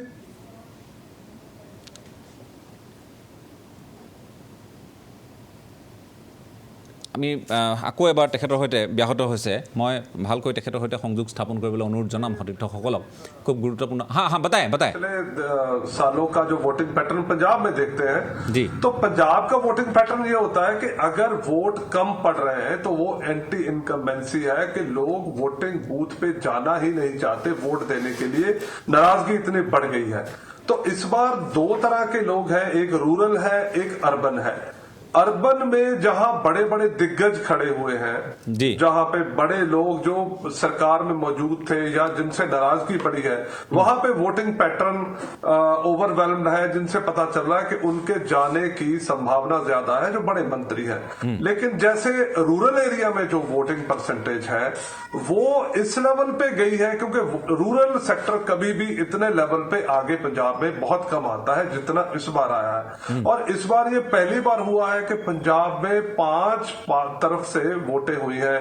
भाजपा गठबंधन एक तरफ है, अकाली दल मायावती एक तरफ है, किसान अपनी एक पार्टी लेके एक तरफ है, कांग्रेस एक तरफ है और आप एक तरफ है। तो 5 किनारों से पंजाब में जो पहली बार 5 कोणीय टक्करें हुई हैं, तो ये पहले कभी भी पंजाब के चुनावी इतिहास में कभी पहली बार हुआ नहीं है। तो जो आम आदमी पार्टी का जो पहले ग्राफ था, नो डाउट के पंजाब आम आदमी पार्टी सोशल मीडिया पे पहले ही बहुत भारू रहती है, लेकिन क्योंकि पंजाब के लोगों ने हर पार्टी को बार बार कई बार मौका देके देख लिया, लेकिन उनकी जो मांगे हैं, जो उनकी आशाएं हैं, वो कभी पूरी नहीं हुई। तो एक बड़ा जो नोवल कॉज निकल के आ रहा है कि इस बार आम आदमी पार्टी को चांस दे देना चाहिए, क्योंकि दिल्ली मॉडल को कहीं ना कहीं अरविंद केजरीवाल ये बताने में कामयाब रहे हैं कि जो दिल्ली में हुआ है वो पंजाब के लोगों के लिए, जो अगर उसका मॉडल पंजाबी में रेप्लिकेट करते हैं तो वो ज्यादा फायदेमंद होगा। और जो पंजाबियों को सबसे बड़ी प्रॉब्लम है इस टाइम पे वो वही है जो पूरे देश को है, बेरोजगारी से सबसे बड़ी प्रॉब्लम है। कोरोना के बाद तो और भी ज्यादा बढ़ गई है, क्योंकि पंजाब कभी भी बड़ी हैवी इंडस्ट्री के साथ खड़ा ही नहीं हुआ। यहाँ पे हैवी इंडस्ट्री के नाम पे कुछ भी नहीं है, 1-2 चीजों को छोड़ के, वो भी सरकारी है और वो भी रेलवे की है, और उनमें भी ज्यादा प्रवासी लोग काम करते हैं। तो पंजाबियों को बड़ा रोजगार यहाँ पे पंजाब में मिला ही नहीं है। सेमी स्किल्ड और स्किल्ड लेबर के लिए जितना भी प्रवासी मजदूर बिहार से, यूपी से, राजस्थान से आके बैठा है वो काम कर रहा है, क्योंकि वो सस्ती दरों पे काम कर रहा है और पंजाबियों को गवारा नहीं है सस्ती दरों पे काम करने का, क्योंकि जो एवरेज इनकम है पंजाबी फार्मर्स की वो 20-22 हजार रुपये महीने की आती है, जो हमारी नेशनल एवरेज से बहुत ज्यादा है।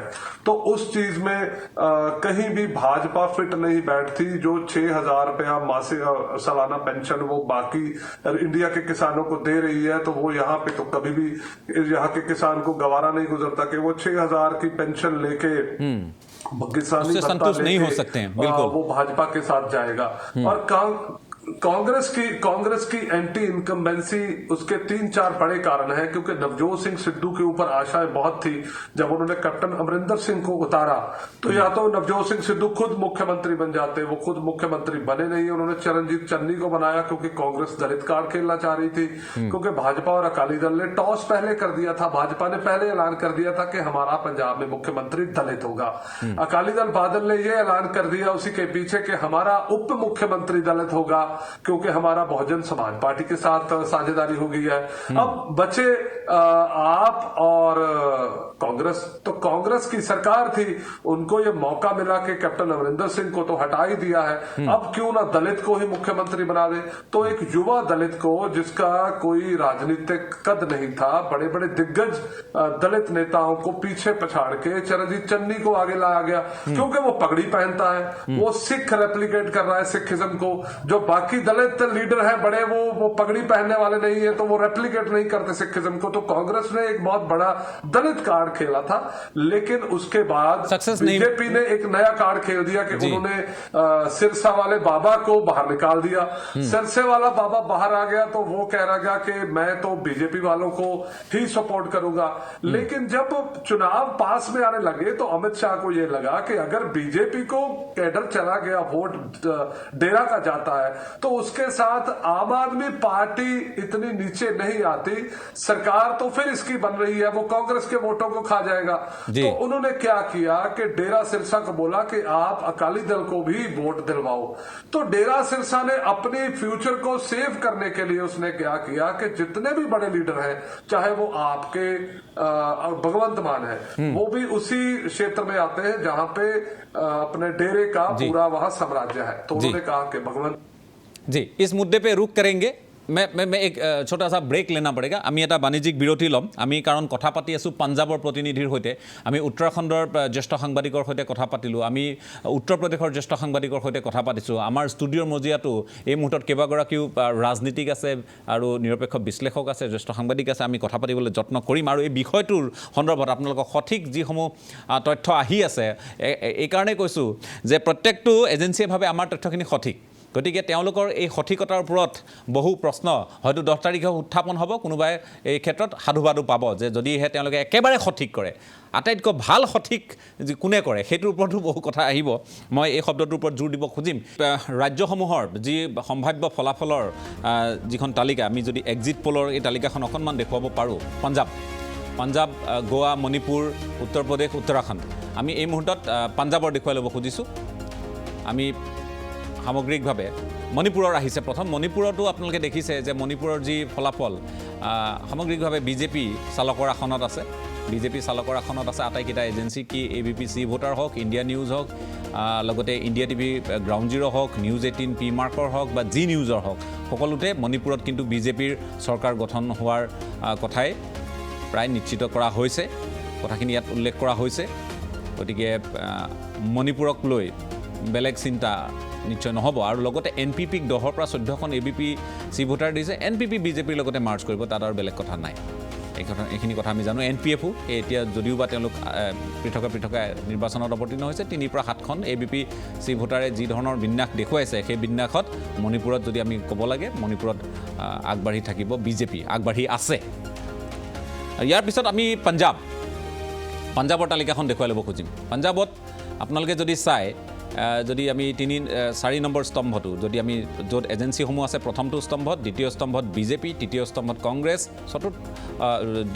চতুৰ্থটোত আম আদমি পাৰ্টি আছে। গতিকে আম আদমি পাৰ্টীৰ আপোনালোকে দেখিছে যে সামগ্ৰিকভাৱে 117খন যিহেতু তাত বিধানসভা আসন আছে 51 পৰা 61খন দেখুওৱা হৈছে ABP নিউজ চি ভোটাৰৰ ফালৰ পৰা আৰু লগতে আমি দেখুৱাইছোঁ ETG ৰিচাৰ্চত 70 পৰা 75খন দিয়া হৈছে ইণ্ডিয়া টুডে 76 পৰা 90খন দিছে ৰিপাব্লিক টিভি 60 পৰা 70খন দিছে টাইমছ নাও ভেটো দিছে তেওঁলোকে 70খন গতিকে পাঞ্জাৱতো আম আদমি পাৰ্টিৰ চৰকাৰ হোৱাটো প্ৰায় নিশ্চিত বুলি এই এজেঞ্চিসমূহে দাবী কৰিব খোজে নিজস্ব সমীক্ষাৰ জৰিয়তে গোৱাৰ তথ্য আমি জনাব খুজিছোঁ গোৱাত আপোনালোকে দেখিছে ABP নিউজ চি ভোটাৰে 13 পৰা 17খন দিছে বিজেপিক আৰু লগতে ETG ৰিচাৰ্চে দিছে 17 পৰা 20খন আৰু ইয়াৰ বিপৰীতে ইণ্ডিয়া টিভি গ্ৰাউণ্ড জিৰ'য়ে 10 পৰা 14খন দিছে ৰিপাব্লিকে 13 পৰা 17খন দিছে জি নিউজে 13 পৰা 18খন দিছে সেই হিচাপত যদি আমি চাওঁ কংগ্ৰেছে ABP নিউজ চি ভোটাৰৰ মতে 12 পৰা 16খন ইফালে 15 পৰা 17খন গতিকে ইয়াত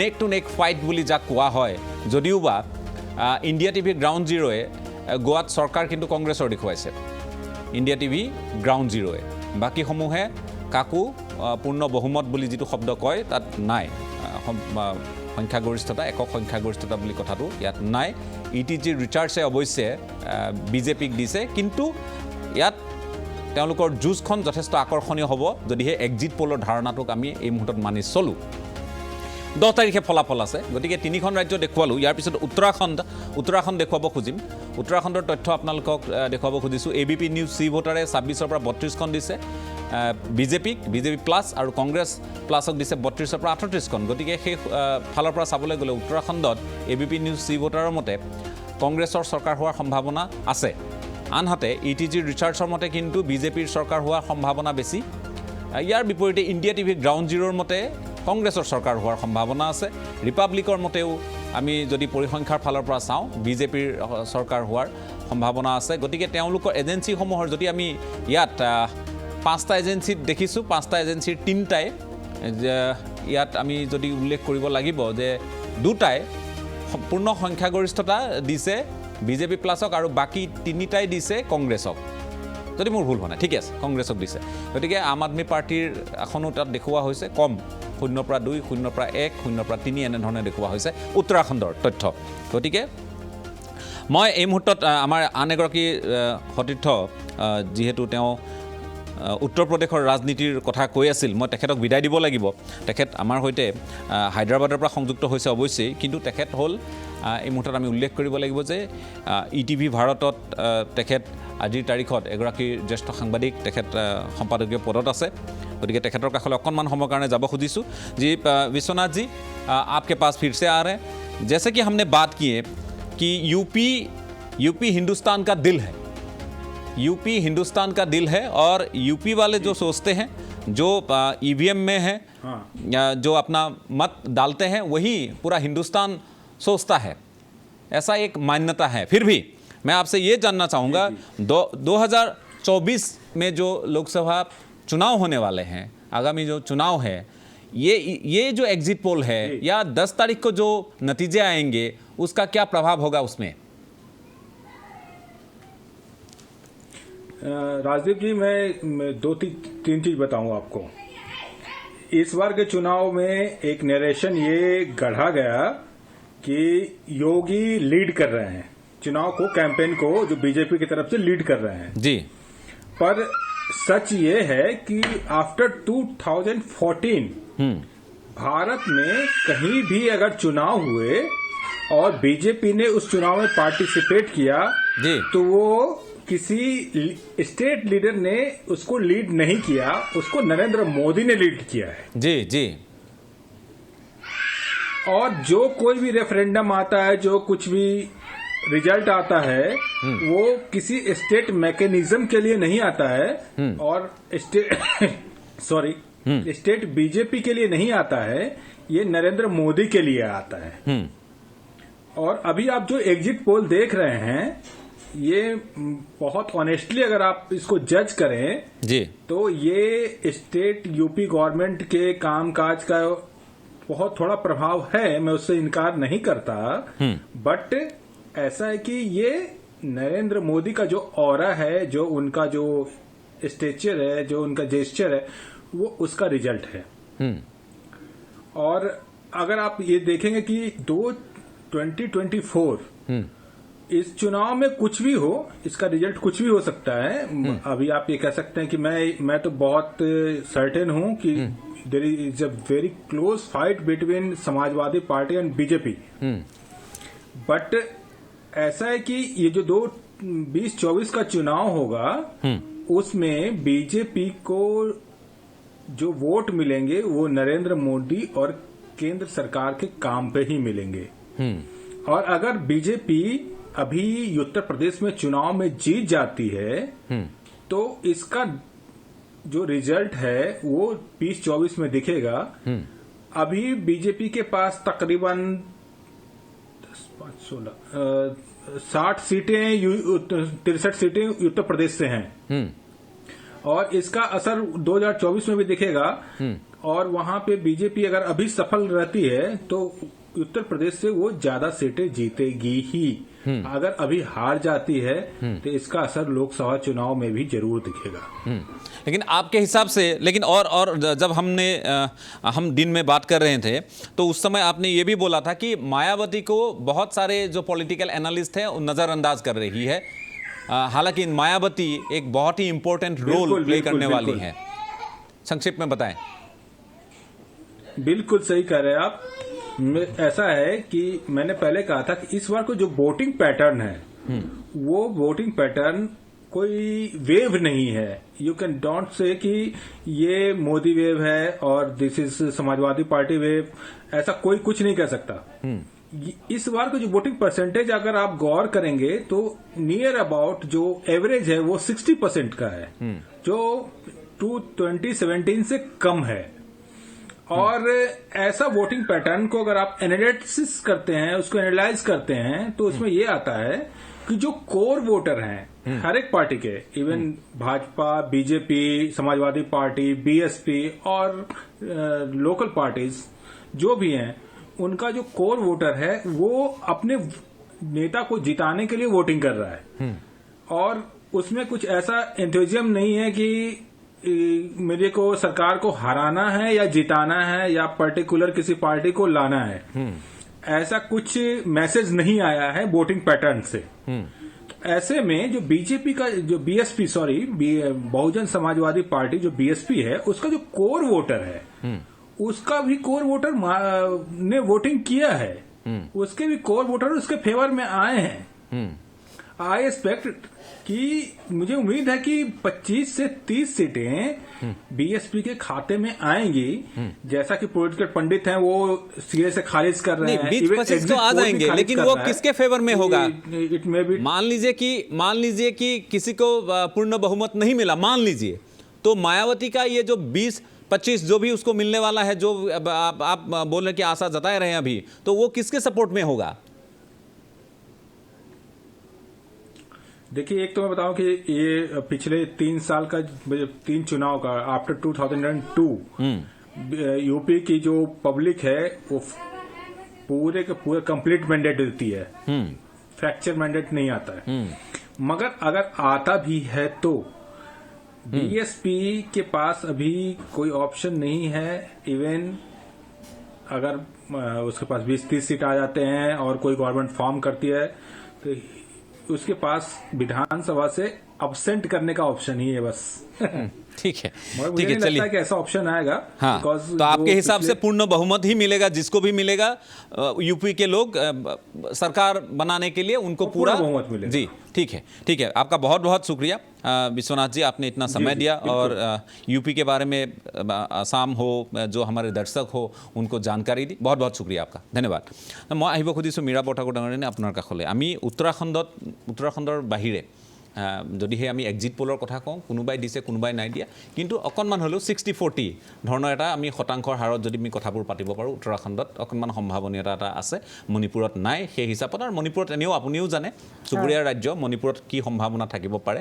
আৰু মণিপুৰত যদি থাকেও NPF, NPP এই যিবোৰ তেওঁলোকৰ NDAৰ অধীনত যিবোৰ আছে, তেওঁলোকে পৃথকে নিৰ্বাচন খেলিলেও তেওঁলোকে কোন সময়ত মাৰ্জ কৰি দিব, কাৰণ যোৱাবাৰ কংগ্ৰেছৰ মানুহ আহি যোগদান কৰি দিছে। গতিকে এই ধৰণে তেওঁলোকৰ শক্তি মণিপুৰত গঠন কৰি ল'ব।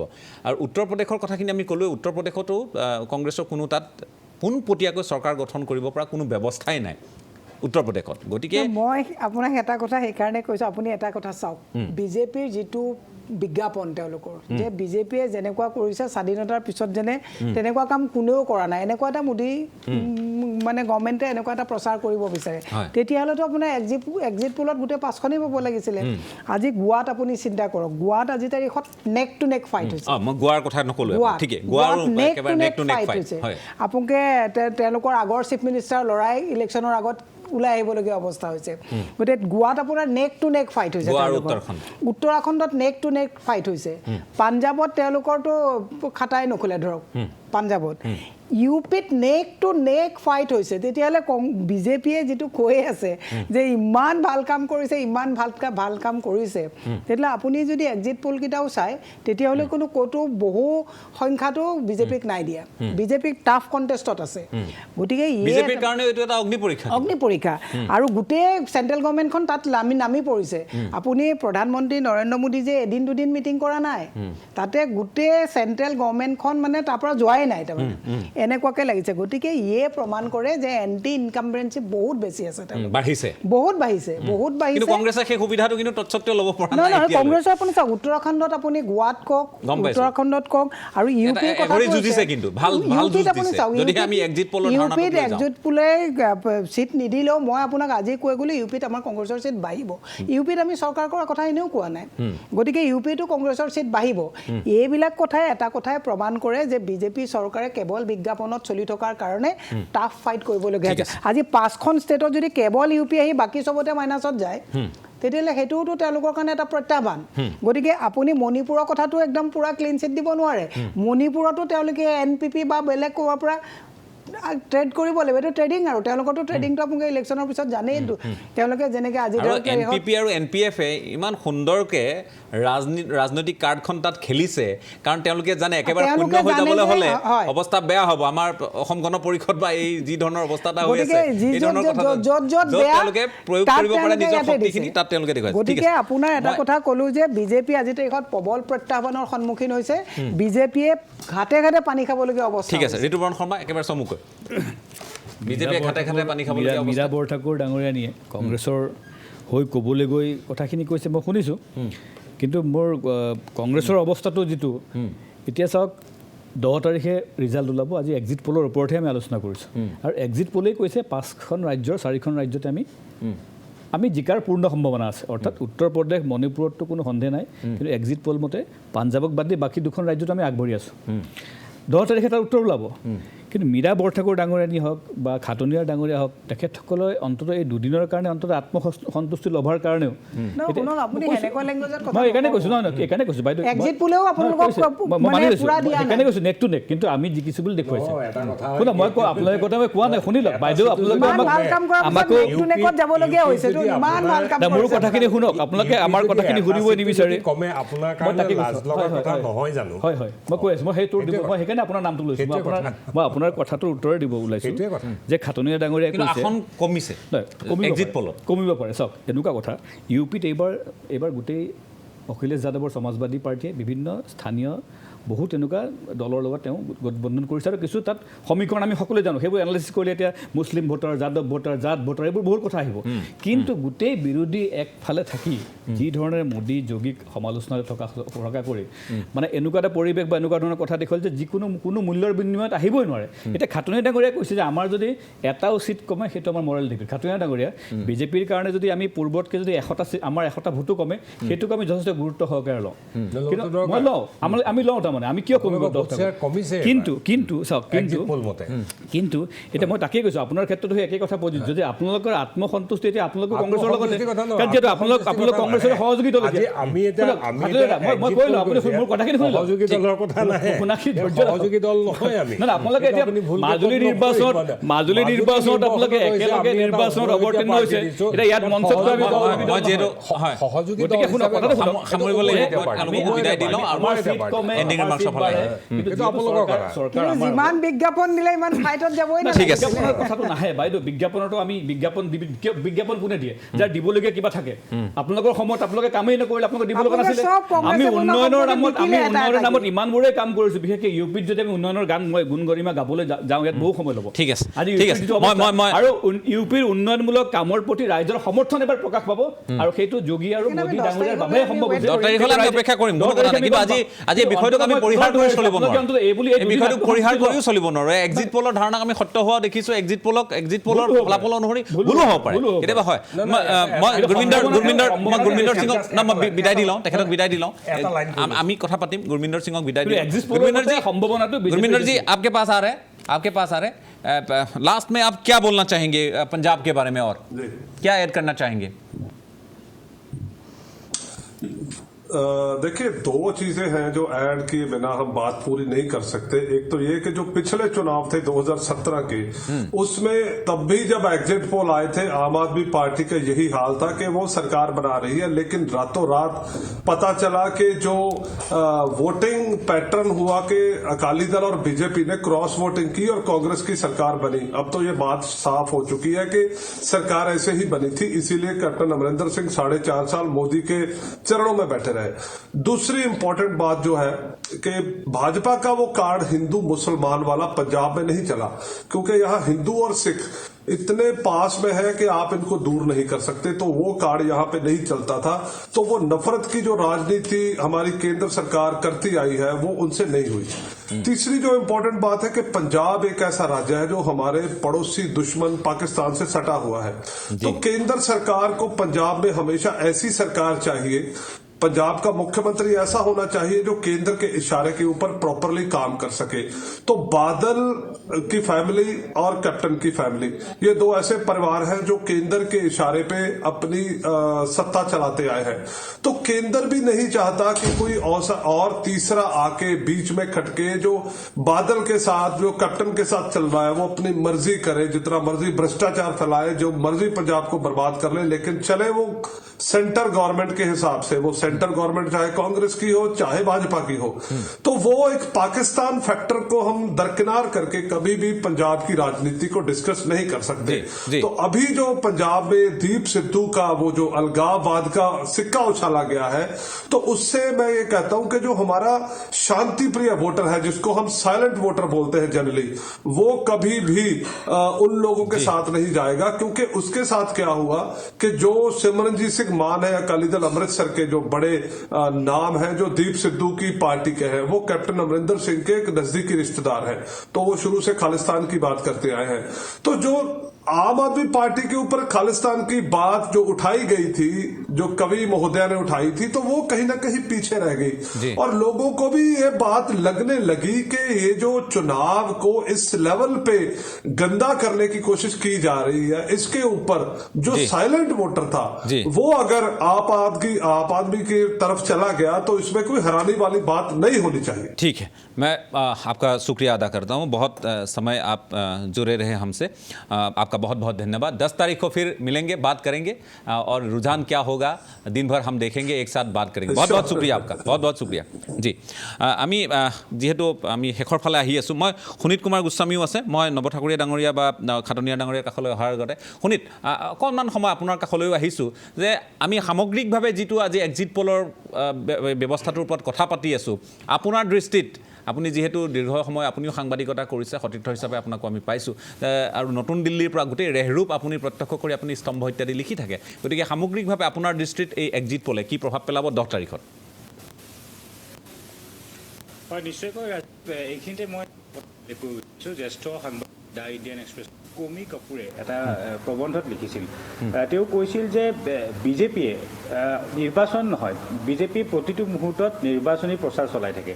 প্ৰধানমন্ত্ৰীৰ বিভিন্ন যি উদ্বোধনী কাৰ্যসূচী আছে তেওঁৰ প্ৰধানমন্ত্ৰী হিচাপে, সেই কাৰ্যসূচীবোৰত তেওঁ বিভিন্ন ধৰণৰ কথা কয়, আৰু মিডিয়া মেনেজমেণ্টৰ ক্ষেত্ৰত প্ৰধানমন্ত্ৰীৰ এক ধৰণৰ কৌশল আছে।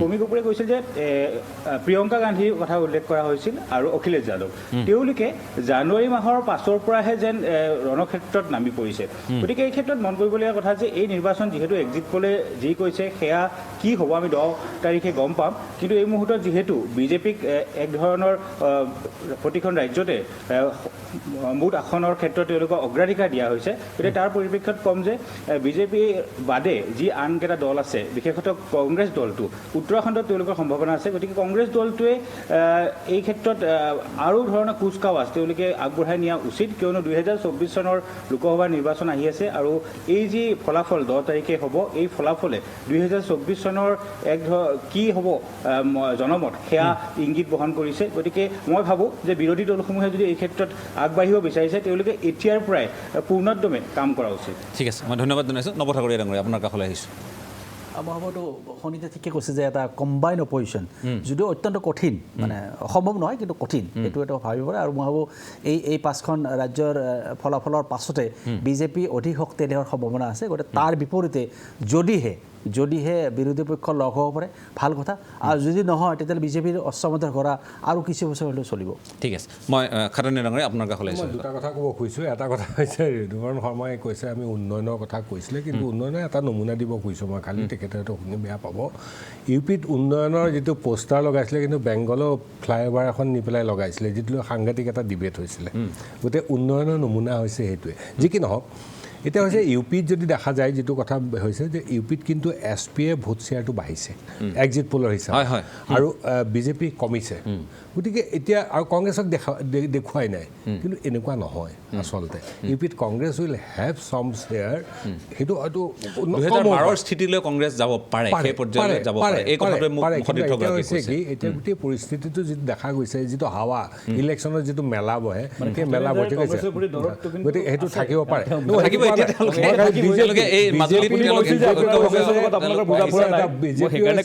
সৰ্বভাৰতীয় স্তৰত চবতকৈ ডাঙৰ বিৰোধী দল তো আপুনি বিৰোধী দলটোক তেনেকৈ নস্যাৎ কৰিব নোৱাৰে যিহেতু আপোনালোকৰ যিহেতু এটা অভ্যাসেই তুচ্ছ-তাচ্ছিল্য কৰা গতিকে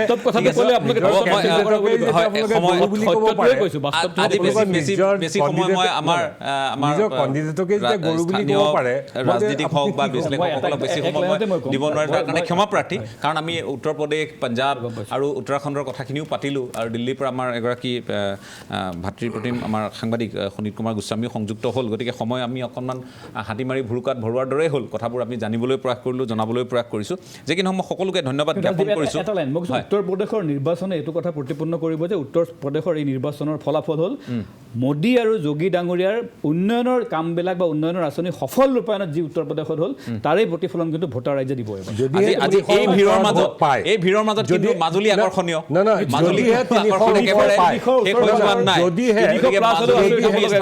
ক'বলৈ গ'লে এটা সমষ্টি যিটো উপনিৰ্বাচন হৈছে যদিহে 300ৰ ওপৰত ইউপিত ভোট পায় তেতিয়াহ'লে সেইটো কথা মই মানি ল'ম আৰু তললৈ আহে তলত যদি 300 100 299 হয় তেখেতে কিন্তু সেই কথাটো উদ্যোগ কৰিব লাগিব ঠিক আছে মই ধন্যবাদ জনাইছোঁ আপোনালোক সকলোকে ধন্যবাদ জনাইছোঁ আৰু আমাৰ সতীৰ্থসকলে জনাইছে আমি যিহেতু প্ৰয়াস কৰোঁ আমি উত্তৰ প্ৰদেশলৈ যাবলৈ আমি সেই পৰ্যায়লৈ আমি গৈ কথা পতা নাই কাৰণ এজেঞ্চিসমূহৰ ফলাফলসমূহ আহিছে এক্সিট পোল আমি সেইখিনি প্ৰকাশ কৰিছোঁ ঠিকেই কিন্তু মাজুলীত বিজেপি প্ৰাৰ্থী ভুৱন গামৰ সম্ভাৱনা আটাইতকৈ বেছি বুলি আজি উল্লেখ পাইছে স্থানীয়ভাৱে আমাৰ সাংবাদিকসকলেও জনাইছে চোৱা যাওক আমি বিশেষকৈ 10 তাৰিখে মাজুলীত কি ফলাফল দেখিম আৰু তাৰ পূৰ্বে এদিন পূৰ্বে যিহেতু পৌৰসভাৰ ফলাফল আহি আছে 80খন পৌৰসভাত 67খন ইতিমধ্যে বিজেপিয়ে তেওঁলোকৰ যিসকল প্ৰতিদ্বন্দ্বী তেওঁলোকে বিনা প্ৰতিদ্বন্দ্বিতাৰে জয়ী হৈছেই বাকী আমি চাব লাগিব যে 80খন পৌৰসভাৰ ফলাফল কাৰ পক্ষত থাকিব আৰু লগতে তাৰ পিছদিনা অৰ্থাৎ 10 তাৰিখে আমি এই 5 ৰাজ্যৰ নিৰ্বাচনী ফলাফলো আমি চাবলৈ পাম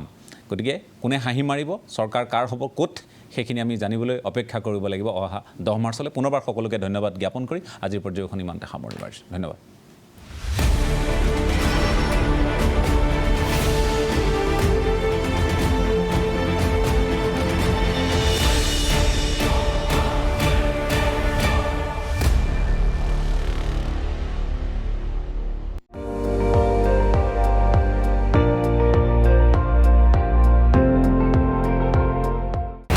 আপুনি চাই আছে ND24 সৰ্বশ্ৰেষ্ঠ নহয় সৰ্বোত্তমৰ দৌৰ